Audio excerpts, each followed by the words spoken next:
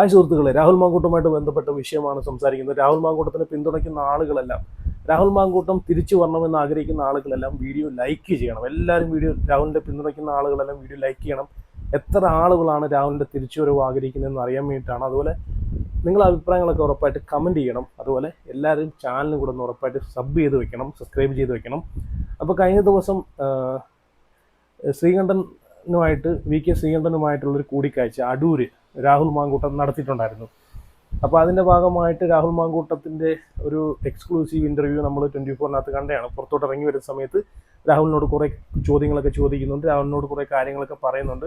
V K ശ്രീകണ്ഠനുമായിട്ടുള്ള സംസാരത്തിൽ അല്ലെങ്കിൽ കൂടിക്കാഴ്ചയിൽ എന്തെങ്കിലും ഉദ്ദേശമുണ്ടോ, പാർട്ടിയിലേക്ക് തിരിച്ചു വരാൻ ആഗ്രഹിക്കുന്നുണ്ടോ എന്നൊക്കെ ഉള്ള ചോദ്യമാണ്. അതിനൊക്കെ ഒരു ഉരുളയ്ക്ക് ഉപ്പേരി എന്നുള്ള രീതിയിലാണ് രാഹുൽ മാങ്കൂട്ടം മറുപടി കൊടുത്തിട്ടുള്ളത്. എന്നാൽ സത്യത്തിൽ അതല്ല ഇവിടെ സംഭവിച്ചിരിക്കുന്നത്. സത്യത്തിൽ അതല്ല. ഞാനിവിടെ അതിശയപ്പെടുന്നതെന്ന് വെച്ച് കഴിഞ്ഞാൽ, ഇപ്പോഴും എന്തിനാണ് ഈ ഒരു പ്രസ്ഥാനത്തെ രാഹുൽ മാങ്കൂട്ടം എന്നൊരു വ്യക്തി ഇത്രയും ഈ ഒരു പ്രസ്ഥാനം ഒട്ടും സപ്പോർട്ട് ചെയ്യാതെ തന്നെ ഈ പറഞ്ഞിട്ടുള്ള 3 പരാതിക്കാർ ഒരു കള്ളപ്പരാതിയുടെ അടിസ്ഥാനത്തിൽ ജയിലിൽ 18 ദിവസം ജയിലിൽ കയറ്റി കിടത്തി കഷ്ടപ്പെടുത്തിയിട്ടും അപമാനിച്ചിട്ടും ഇപ്പം ഒരു സ്ത്രീ പീഡകൻ എന്നുള്ളൊരു മുദ്ര കുത്തി കൊടുത്തിട്ട് പോലും ഈ ഒരു പ്രസ്ഥാനത്തിലുള്ള ആളുകളെല്ലാം കൂടെ ചേർന്ന് നടത്തിയ ഒരു നാടകത്തിൻ്റെ പരിപാടിയായിട്ട് നമുക്കറിയാലോ. റിനി ആൻഡ് ജോർജ്, അതുപോലെ എം.എ. ഷഹനാസ്, അങ്ങനെ ഇവരെയൊക്കെ ഒരു നാടകത്തിൻ്റെ ഭാഗമായിട്ട് ഈ രാഹുൽ മാങ്കൂട്ടം എന്ന് പറയുന്ന വ്യക്തി അനുഭവിച്ചിട്ടുള്ള ഇത്രയും ക്രൂരമായിട്ട് എനിക്ക് തോന്നുന്നു ഒരു രാഷ്ട്രീയ നേതാവിനെ, എനിക്ക് ഉമ്മൻചാണ്ടിക്ക് ശേഷം വേറൊരാളും ഈ ഒരു അവസ്ഥ അനുഭവിച്ചിട്ടില്ല. ഉമ്മൻചാണ്ടിക്ക് ശേഷം രാഹുൽ മാങ്കൂട്ടം എന്നൊരു വ്യക്തിയാണ് ഇത്രയും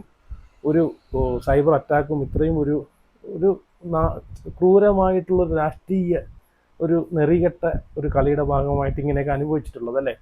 അപ്പം ഈ വ്യക്തിയെ 18 ദിവസം ജയിലിൽ കൊണ്ട് കിടത്തി ജാമ്യമില്ലാത്ത വകുപ്പുകളെല്ലാം ചേർത്ത് എഴുതി ചേർക്കാൻ നോക്കിയതും ഇത്രയും സമൂഹത്തിന് മുമ്പിൽ അപമാനിപ്പിച്ചതും അപമാനിക്കപ്പെട്ടതും ഇപ്പം നോക്കണം. ഒരു സ്ത്രീ പീഡകൻ എന്നുള്ളൊരു ലേബല് നമ്മൾ മുദ്രകുത്തി കൊടുത്താൽ അയാൾ ഇനി എത്ര നിരപരാധിയാണെങ്കിൽ പോലും മരണം വരെ അയാളെ കൂടെ ആ ഒരു സംഭവം ആ ഒരു ലേബല് കിടക്കും. അതിനകത്ത് യാതൊരു സംശയവുമില്ല.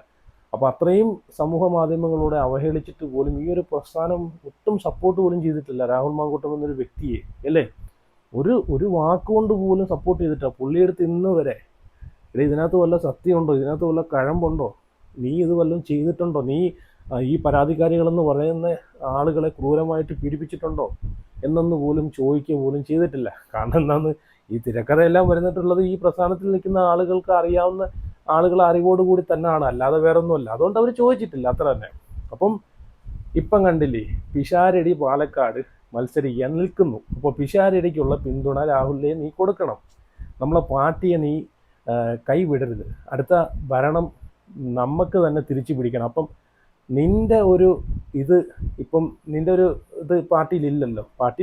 ഇല്ലാതാക്കിയതാണ് പുള്ളിയെ പുറത്താക്കിയതാണ്, അല്ലാതെ ഒന്നുമല്ല. പുള്ളിയെ പുറത്താക്കിയിട്ട് പോലും ഇപ്പോൾ രാഹുൽ മാങ്കൂട്ടം പുറത്ത് നിന്നിട്ട് ഈ ഒരു പ്രസ്ഥാനത്തിന് കൊടുക്കുന്ന സപ്പോർട്ടും കാര്യങ്ങളെല്ലാം നമ്മൾ കണ്ടുകൊണ്ടിരിക്കുകയാണ്. അത്രമാത്രം സപ്പോർട്ടാണ് രാഹുൽ മാങ്കൂട്ടം പുറത്തിരുന്നിട്ട് പോലും ഈ ഒരു പ്രസ്ഥാനത്തിനെതിരെ ആരൊക്കെ ആഞ്ഞടിക്കാൻ വന്നാലും അതിനൊക്കെ തിരിച്ച് ഡബിൾ മടങ്ങിൽ തിരിച്ചടിക്കുന്ന ഒരു രാഹുൽ മാങ്കൂട്ടത്തെയാണ് കണ്ടുകൊണ്ടിരിക്കുന്നത്. എനിക്ക് സത്യം പറഞ്ഞാൽ എനിക്ക് അത്ഭുതം തോന്നിപ്പോയി.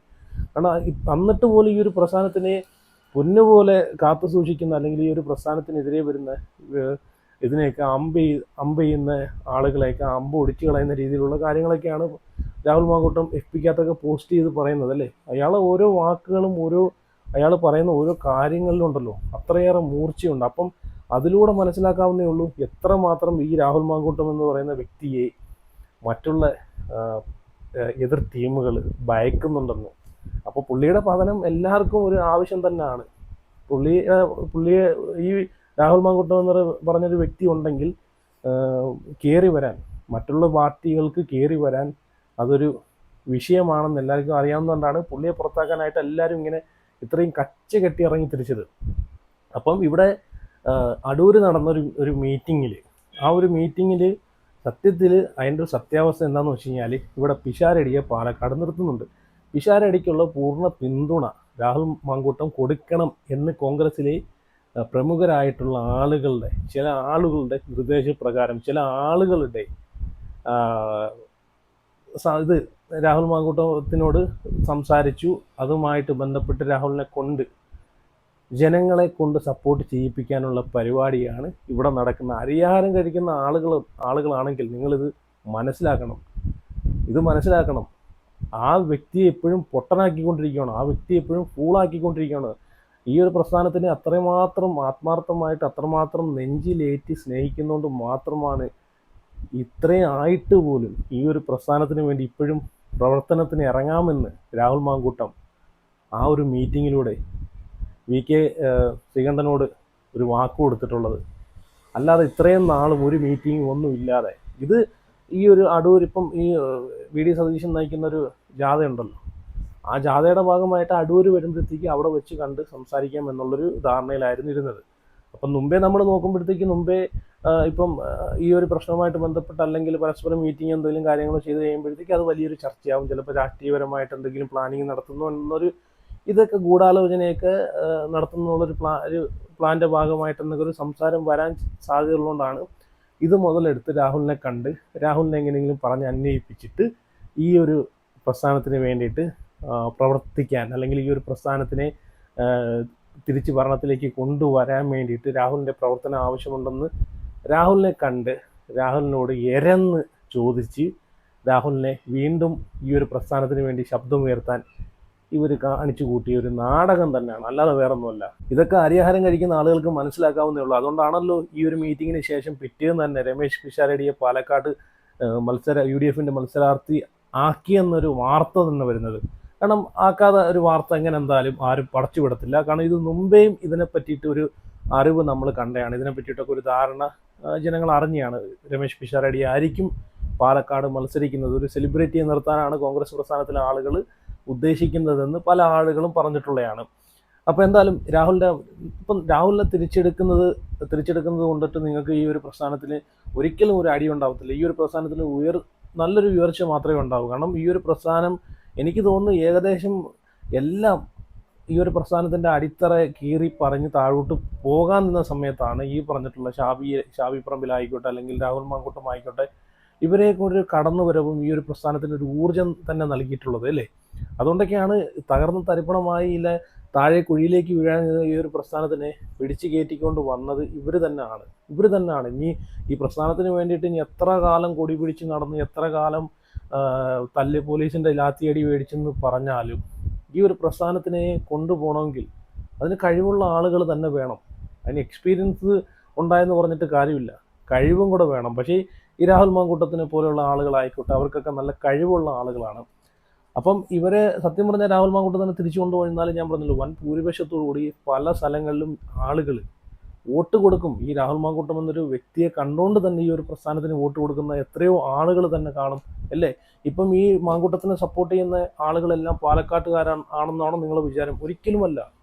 ഒരിക്കലുമല്ല. പാലക്കാട്ടുകാരും ഉണ്ട്, കേരളത്തിൻ്റെ സകലമാല ജില്ലകളിൽ എല്ലാ ജില്ലകളിലുള്ള ആളുകൾ ഉൾപ്പെടെയുള്ള ആളുകളുണ്ട്. ഞാൻ പാലക്കാട്ടുകാരനല്ല, പക്ഷേ ഞാൻ രാഹുലിനെ സപ്പോർട്ട് ചെയ്യുന്നുണ്ട്. രാഹുലിൻ്റെ രാഷ്ട്രീയത്തെ എനിക്ക് ഇഷ്ടമാണ്, അതുകൊണ്ട് ഞാൻ രാഹുലിനെ സപ്പോർട്ട് ചെയ്യുന്നുണ്ട്. രാഹുൽ എന്നൊരു വ്യക്തി രാഷ്ട്രീയത്തിലേക്ക് വരണം. കാരണം ഈ പറഞ്ഞിട്ടുള്ള കള്ളത്തരങ്ങൾ കാണിച്ച് ഈ ജനങ്ങളെ ചോര ഊറ്റി കുടിച്ച് ജനങ്ങളുടെ പൈസ കൈയിട്ട് വാരി നടക്കുന്ന കുറേ ടീമുകളുണ്ടല്ലോ, അവരെയൊക്കെ പൊളിച്ചെടുക്കണമെങ്കിൽ ഈ രാഹുൽ മാങ്കൂട്ടത്തിനെ പോലുള്ള ആളുകൾ വരണം. എന്നാൽ മാത്രമേ അവർക്കൊക്കെ എതിരെ ശബ്ദമുയർത്താനൊക്കെ ഒരാൾ ഈ ഒരു രാഷ്ട്രീയ മേഖലയിൽ ഉണ്ടെന്ന് പറയാൻ തന്നെ നമുക്ക് പറയാൻ സാധിക്കത്തുള്ളൂ. അപ്പോൾ എന്തായാലും ഞാൻ ഇവിടെ ഒരു വോയിസും കൂടെ വയ്ക്കാം, ഒരു വീട്ടമ്മയുടെ വോയിസ്. കാരണം എത്രമാത്രം സാധാരണക്കാരായിട്ടുള്ള ആളുകളാണ് മാങ്കൂട്ടത്തിനെ സപ്പോർട്ട് ചെയ്യുന്നതെന്ന് നിങ്ങളൊന്ന് ആലോചിക്കണം. നിങ്ങളെന്തായാലും ആ ഒരു വോയിസ് വീട്ടമ്മയ്ക്ക് പറയാനുള്ള കാര്യങ്ങൾ നിങ്ങളൊന്ന് കേട്ട് നോക്കി. ഇതൊക്കെയാണ് ആത്മാർത്ഥമായിട്ട് ഒരു രാഷ്ട്രീയ പ്രവർത്തകനെ ആത്മാർത്ഥമായിട്ട് ജനങ്ങൾ ഹൃദയത്തിലേറ്റി സ്നേഹിക്കുന്നതെന്നുള്ളൊരു തെളിവ്. നിങ്ങളെന്തായാലും കേട്ടു പോകെ. ഉണ്ടായിട്ടുണ്ട്. എങ്കിലും കോടതിക്ക് നിയമത്തിനെ തിരക്കാൻ വയ്യാത്ത ഒരു തെറ്റും ആ കുട്ടി ചെയ്തിട്ടില്ല. സുപ്രീം കോടതി വരെ വിട്ടപ്പോഴും ജനങ്ങളുടെ പിന്തുണയുണ്ടായിട്ടും കോൺഗ്രസ്സുകാർ അവനെ മാറ്റി നിർത്തുന്നു എന്ന് പറയുമ്പോൾ സാറിനറിയാമോ, എന്റെ കുടുംബം തന്നെ ഇപ്പൊ ആര് നിന്നെന്ന് പറഞ്ഞാലും ഈ ഇലക്ഷൻ വരുമ്പം 30% പേര് പിണറായി വിജയന്റെ എത്ര അഴിമതികളെ പറഞ്ഞാലും കമ്മ്യൂണിസ്റ്റിന് വോട്ട് കിട്ടും എന്നുള്ളത് ഉറപ്പാണ്. 30% വോട്ട് കമ്മ്യൂണിസ്റ്റിന്റേതാണ്. ബാക്കിയുള്ളതിൽ BJP താമര അവിടെ ഇവിടെയും പൊട്ടിച്ച് വിരിച്ചു കഴിഞ്ഞിരിക്കുന്നു. മനുഷ്യന്റെ ഉള്ളിൽ നമ്മുടെ കേരളത്തിൽ ഉണ്ടായിരുന്ന ആ ഒരു എല്ലാവരും മതസൗഹാർദ്ദം നിന്നിട്ട് ഇപ്പം ജാതി മതവും രാഷ്ട്രീയമൊക്കെ ഭയങ്കരമായിട്ട്, രാഷ്ട്രീയമില്ല മതേതരം ഒക്കെ ഭയങ്കരമായിട്ട് നമ്മുടെ തലയ്ക്ക് പിടിച്ചു കഴിഞ്ഞു. ആ ഒരു സാഹചര്യത്തിൽ താമരയും മുട്ടിട്ട് തുടങ്ങിയിട്ടുണ്ട്. ആ സാഹചര്യത്തിൽ ഈ വി.ഡി. സതീശനും ചെന്നിത്തലയും കൂടെ കൂടിക്കൊണ്ട് എന്ത് കാണിക്കാന്? മുരളിയാണ് പാലക്കാട് നിൽക്കുന്നതെങ്കിൽ സത്യമായിട്ടും ചരിത്രം തിരുത്തി എഴുതിക്കൊണ്ട് ഇറങ്ങി കട്ട സപ്പോർട്ട് BJPക്ക് കൊടുക്കും. എന്താണെന്ന് ചോദിച്ചാൽ, മുരളിയെ പോലെ നാണമില്ലാത്തവർക്ക് അവിടെ നിൽക്കാൻ അവകാശമുണ്ടെങ്കിൽ രാഹുൽ അങ്ങനെയൊന്നുള്ള ഒരു തെറ്റും ചെയ്തിട്ടില്ല. നമുക്കൊക്കെ അറിയാം, കരുണാകരന്റെ മക്കളാണെന്നുള്ളതും പത്മജയ്ക്ക് ഉടുതുണി മാറുന്നത് പോലെ പാർട്ടി മാറാൻ അവകാശമുണ്ടെങ്കിൽ അതൊന്നും ഇന്ന് വരെ ആ ചെറുക്കന്റെ വായിട്ട്, രാഹുലിന്റെ വായിന്ന് പാർട്ടിക്കെതിരായിട്ടോ ആൾക്കാർക്കെതിരായിട്ടോ അവനെ ഇത്രയും വിട്ട അവനെ തകർത്തിട്ടും ഒരക്ഷരം അവൻ തന്തയ്ക്ക് പിറന്നവനാണ്. അവൻ ഒരക്ഷരം പാർട്ടിക്കെതിരായിട്ടോ നേതാക്കൾക്കെതിരായിട്ടോ അവൻ സംസാരിച്ചിട്ടില്ല. കഴിഞ്ഞ ദിവസത്തെ അവന്റെ സ്റ്റേറ്റ്മെന്റ് കേട്ടപ്പോൾ സത്യത്തിൽ കണ്ണ് നിറഞ്ഞുപോയി. കാരണം കോൺഗ്രസിൽ നിന്നും എന്നെ പുറത്താക്കാൻ പാർട്ടിക്ക് കഴിയും, പക്ഷെ എന്റെ ഉള്ളിൽ നിന്നും പാർട്ടിയെ മാറ്റാൻ, കോൺഗ്രസിനെ മാറ്റാൻ അതിന് എന്റെ മരണം വരെ കഴിയത്തില്ല. എനിക്കേ കഴിയൂ, പക്ഷെ ഞാനത് മരണം വരെ ചെയ്യത്തില്ല. ഇത്ര പാർട്ടിയോട് മറ്റെവിടെ, പെണ്ണു വിഷയത്തിലായാലും മറ്റെവിടെ അവൻ എന്തെങ്കിലും ഫെയിലിയർ ഉണ്ടാകാം, പക്ഷെ പാർട്ടിക്ക് ഇത്രയും കറ തീർന്ന് ഒരു കോൺഗ്രസുകാരൻ, ഒരു യുവ നേതാവിനെ കേരളത്തിൽ കിട്ടുമോ? ഇതുവരെ ഉണ്ടായിട്ടുണ്ടോ? ഇപ്പം പുഷ്പം പോലെ പോയി അവൻ എവിടെ വേണേലും നിന്ന് ജയിക്കാം, മറ്റേത് പാർട്ടിയും കൈ നീട്ടി സ്വീകരിക്കും. പക്ഷെ അവന് ആരുടെ ഒരു സ്വീകരണം വേണ്ട. അവൻ ഒറ്റയ്ക്ക് നിന്നാലും അവൻ ജയിക്കുമെന്നും അവനറിയാം. എന്നിട്ടും അത് പാർട്ടിക്കൊരു ഷെയിം ആകുമല്ലോ എന്ന് ഓർത്താ ചെറുക്കൻ അതിലൊന്നും നിൽക്കാതെ നിൽക്കുന്നു. അങ്ങനെ ഇവരാരേലും ജയിച്ച് വി.ഡി. സതീശൻ മുഖ്യമന്ത്രി കസേര, രാഹുൽ മുഖ്യമന്ത്രി കസേരയൊന്നും ചോദിക്കുന്നില്ലല്ലോ. വി.ഡി. സതീശൻ അങ്ങനെ ഒന്നും നമുക്കറിയാം, ഇന്നത്തെ രാഷ്ട്രീയ നിലവാരത്തെറ്റ് അടുത്ത പ്രാവശ്യം നമ്മുടെ കോൺഗ്രസ് തന്നെ കേരളം പിടിക്കത്തുള്ളൂ. അത് രാഹുൽ നിന്നാലും നിന്നില്ലേ. പക്ഷേ അത് മുമ്പോട്ട് എത്ര നാള് പോകുമെന്നും നല്ല രീതിയിൽ 4 വർത്താനം പറയാൻ ഇന്ന് വരെ ഇവരെ കൊണ്ട് വിവരമുള്ളവരാണ് ഇവരൊക്കെ. ഈ വി.ഡി. സതീശനോ ഈ ചെന്നിത്തലയോ ഈ രമേശോ ഇവരെയൊക്കെ വാ തുറന്ന് 4 വർത്താനം പറയാൻ ഇവർക്കൊക്കെ അറിയാമോ? അതുകൊണ്ട് അത് വി.ഡി. സതീശന്റെ തലയിലെ തീക്കനലായിട്ട് വീഴും ആ ചെറുക്കന്റെ ശാപം. ആ കുഞ്ഞ് ജീവിച്ചിരിക്കുന്നത് അമ്മമാരെയും പെങ്ങന്മാരെയും പ്രാർത്ഥന കൊണ്ട് അവൻ ആ മനോധൈര്യം ഉണ്ടായി അവൻ ഇന്ന് വരെ ജീവിച്ചിരിക്കുന്നത്. എന്നിട്ട് ഒരു ചെറു പുഞ്ചിരിയോട് അവൻ അവൻ്റെ ഉണ്ടായ എല്ലാ ക്ഷമീനെയും അവനൊരു പുഞ്ചിരിയോടെ നേരിടുക. അങ്ങനെയുള്ള ഒരു കുട്ടിയെ ഇത്രമാത്രം മാറ്റി ഈ കിളവന്മാരെല്ലാം കൂടി ഇങ്ങനെ മാറ്റി നിർത്തിയിട്ട് ഇവർ കസേരയിലിരുന്ന് അധിക നാൾ സ്തുതിക്കാമെന്ന് ഓർക്കണ്ട. പാർട്ടി കിട്ടും, കോൺഗ്രസിന് വിജയം കിട്ടും, അത് ഉറപ്പാണ്. കാരണം അത് രാഷ്ട്രീയ ലെവൽ അങ്ങനെയാണ് പോകുന്നത്.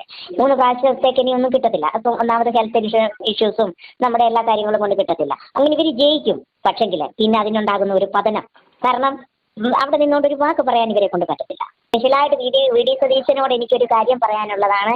വി.ഡി. സതീശൻജിയോട് ചോദിച്ചേ, അയാൾ ഈ ചെയ്യുന്നത് നീതിയാണോ?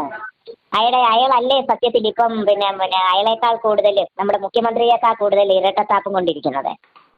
ഇത് വി.ഡി. സതീശൻ ഇതെല്ലാം ജനങ്ങൾ കാണുന്നുണ്ട്. അതുകൊണ്ട് ആ പഴയ ഒരു മാമൂലുണ്ടല്ലോ, ഈ ഭരണവിരുദ്ധ വികാരം കൊണ്ട് വീണ്ടും കോൺഗ്രസ് വരുമെന്നുള്ള ആ ധാരണ എന്താ അല്ലേ, കേട്ടല്ലോ. അപ്പോൾ ഇത്രയും ജനങ്ങൾ, സാധാരണക്കാരായിട്ടുള്ള ഒരുപാട് ജനങ്ങൾ രാഹുലിനെ പിന്തുണയ്ക്കുന്നുണ്ട്. അപ്പോൾ എന്തായാലും നിങ്ങളുടെ അഭിപ്രായങ്ങളൊക്കെ ഉറപ്പായിട്ട് കമൻറ്റ് ചെയ്ത്